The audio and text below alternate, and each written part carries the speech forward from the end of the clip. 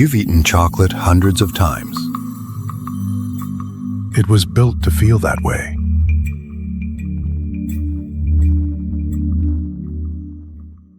Right now, at an airport somewhere in the world, a traveler is choosing a brand. That choice was made 50 years ago.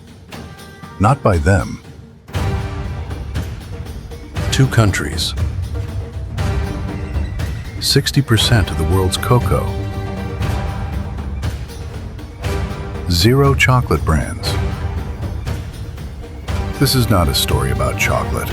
This is a story about who owns the chain. The world consumes 8 million tons of chocolate every year. Most of the people who grow it have never tasted it. Côte d'Ivoire and Ghana produce over 60% of the world's cocoa beans. Côte d'Ivoire's GDP alone is smaller than the market capitalization of one company, Nestlé. Look at this map. Brown is where the cocoa grows. Amber is where the chocolate brands live. No overlap. Not a single country in both. This didn't happen by accident.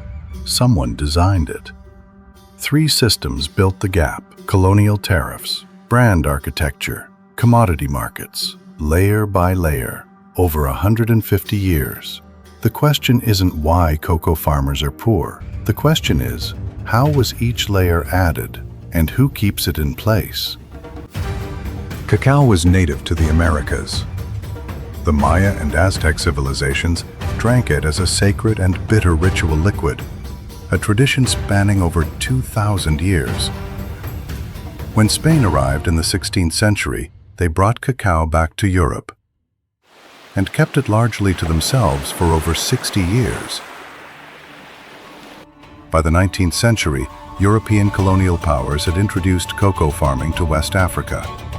By 1936, Ghana alone supplied 300,000 tons, the largest in the world. But there was a condition. European powers placed high tariffs on processed goods. Processing chocolate in Africa became economically impossible. The raw cocoa left. Every harvest, every year. Somewhere in Europe, it became chocolate. The processing happened there. The value stayed there. Ghana grew the cocoa. Europe made the chocolate. The factory never came to Africa. Switzerland grows 0 cocoa beans. 0. Yet the world calls it Swiss chocolate. In the 1870s, 2 Swiss inventors changed the product. Daniel Peter added milk. Rodolphe Lindt invented the conching process. Smoother texture, milder taste. Switzerland built a brand around the technique, not the ingredient. Now compare coffee. Colombian coffee is a legally protected geographical designation. Only coffee grown in Colombia can carry that name. The origin country owns the brand. With chocolate, it's the opposite. Made in Switzerland means processed in Switzerland. The African origin is legally irrelevant. This was not an accident. This was architecture. Of every $5 you spend on a Swiss chocolate bar, 6 cents goes to the cocoa farmer. 6 cents. Brand and marketing, $2.10. Retail margin, $1.25.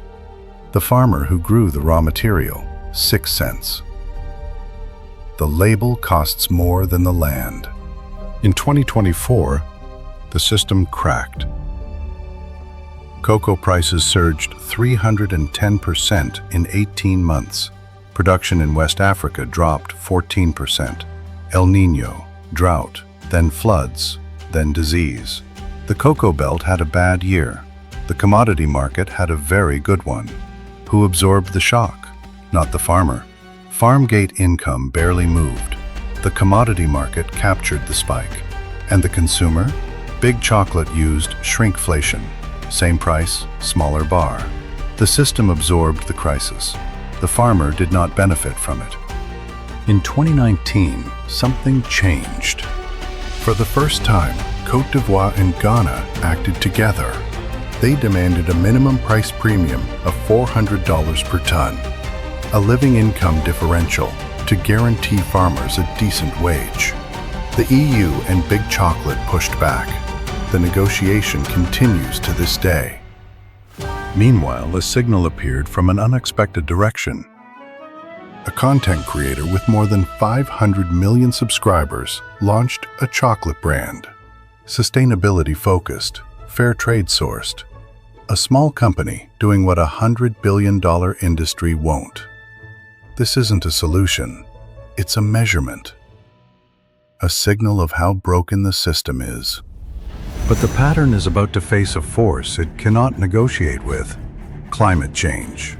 By 2050, up to 50% of the current cocoa growing land in Côte d'Ivoire and Ghana may become climatically unsuitable.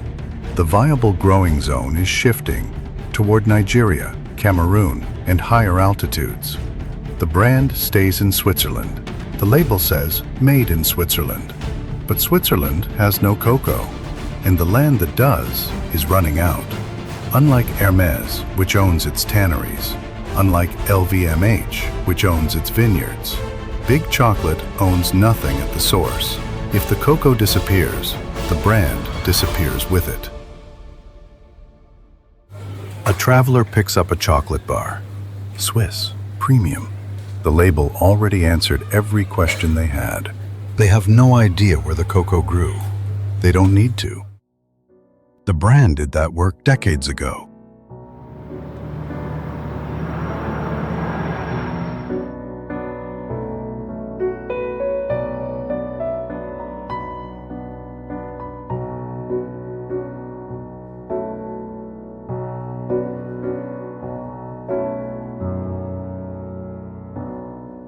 Full dossier, rawaatlas.co.